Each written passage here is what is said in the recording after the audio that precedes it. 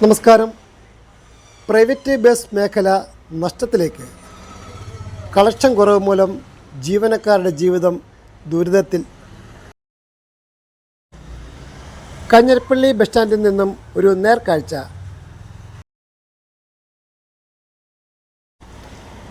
ആളൊഴിഞ്ഞ കാഞ്ഞിരപ്പള്ളി ബസ് സ്റ്റാൻഡും പരിസരവും.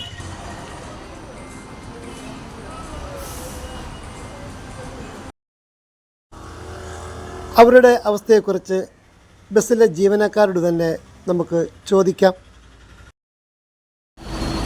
സ്ത്രീകൾക്ക് ഫ്രീ ആയിട്ട് ഓടുന്ന പ്രിയദർശിനി ബസ്സിൻ്റെ റൂട്ടുകൊണ്ട് പ്രൈവറ്റ് ബസ് മേഖല സ്ഥാപനം നഷ്ടത്തിലാണോ? നഷ്ടത്തിലാണ്. ഇങ്ങോട്ട് നോക്കിയാൽ തന്നെ അറിയാലോ, ആളില്ല.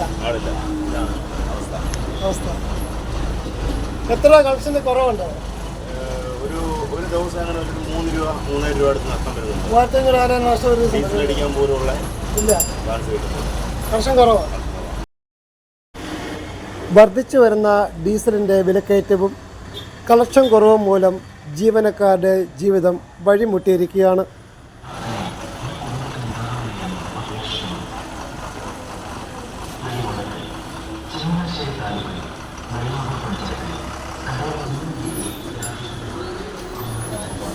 എന്താണ് ഇവർക്ക് പറയാനുള്ളത്? നമ്മുടെ റൂട്ടിൽ പ്രിയദർശന ബസ്സിൻ്റെ കൊണ്ട് കളക്ഷനെ ബാധിക്കുന്നുണ്ടോ? കളക്ഷൻ നന്നായിട്ട് ബാധിക്കുന്നുണ്ട്. ആണോ? എത്ര രൂപ വ്യത്യാസം വരും ഒരു ദിവസം? ഞങ്ങൾ 12 രൂപ 13 രൂപ ഓടിക്കൊണ്ട് വേണ്ടി 8 രൂപ 9 രൂപ ഓടണം. ഇത്രയും നഷ്ടമുണ്ട്. വൈകിട്ടെന്ന് പറഞ്ഞു കഴിഞ്ഞാൽ വൈകിട്ട് ഞങ്ങളുടെ നിലയ്ക്ക് KSRTC പോയി കഴിഞ്ഞാൽ ഞങ്ങൾ 10-20 മിനിറ്റ് ഗ്യാപ്പിൽ പോകുന്നതാണ്. ഞങ്ങൾ ഒരുമിച്ചാണ് മണിമല കയറി ചെല്ലുന്നത്, സ്റ്റാൻഡിൽ ചെല്ലുന്നത്. അതുപോലെ ബാധിച്ചിട്ടുണ്ട്. 5000 രൂപ 6000 രൂപ വ്യത്യാസം വരും ഡെയിലി. ഭയങ്കര നഷ്ടം തന്നെയാണ് അല്ലേ? സ്ത്രീകൾ കയറുന്നുണ്ടോ വണ്ടി? അത് നോക്കി നിൽക്കുവാണോ? ഇല്ല, ഫ്രണ്ട് കാര്യമാണ് സ്ത്രീകൾ. ഞങ്ങൾക്ക് നേരത്തെ ഇതിനു മുമ്പ് നല്ല ആളുണ്ടായിരുന്നു.